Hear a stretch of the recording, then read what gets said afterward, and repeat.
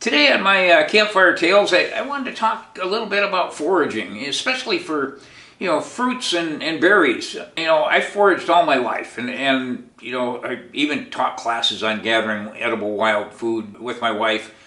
And, it's just part of what I do. And what I wanted to share with you is kind of the technique that I use. I don't just walk through the woods and just, pick one or two and munch on it and say that was good. I actually use that as part of my food supply. And so if I find a plum tree as an example, let's just talk plums.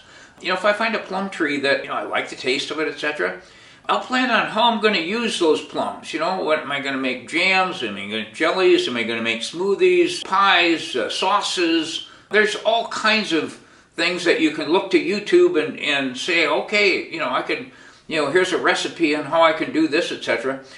And I make a plan. Okay, how many do I want to pick? A couple gallons or something like that. And if I pick too many, I can take it to the food bank. And the food banks are happy to give you a tax-deductible receipt for retail value of the plums. You can use it to defer your taxes with the IRS.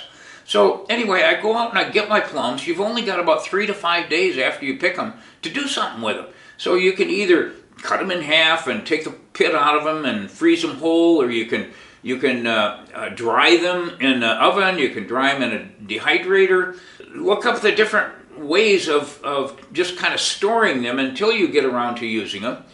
And then decide, okay, do I want to make sauces, pies, smoothies? Go to YouTube and get the recipes, etc., to be able to fully utilize that food.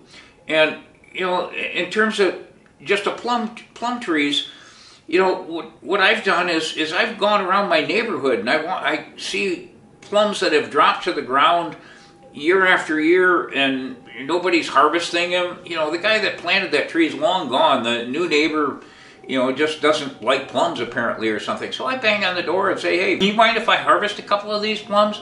And if you let me, I'll maybe make you a cobbler, a little piece of cobbler or something and share it with you.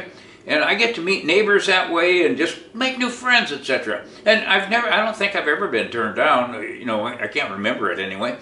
So the trick is know how much you want to pick, but don't let it go to waste. Just all that fruit is just dropping to the ground, going to waste kind of thing. Because that's good edible food, and it's a great hobby to have. I mean, just, going out and coming back with something for the table. I mean, that's what it's all about. That's what us outdoor guys do, and that's a fun hobby for you to have too. So I hope you take it up. I mean, you can do it. Plums are just one thing. You can do it with peaches, cherries, apples. All of them have different recipes, different ways of using the fruit, etc.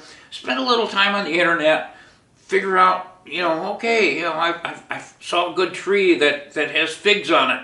How can I use them? And, I want to harvest these things. And, just get into foraging. You'll like it. It's a fun hobby, and you eat well, too. We hope that you enjoyed this week's telling of Campfire Tales. Please remember to hit subscribe to make sure that you get the announcements for next week's upcoming activities, as well as the new topics for the Campfire Tales. Please also share the fun that we have here and let your friends know about our website, RogersOutdoorChannel.org.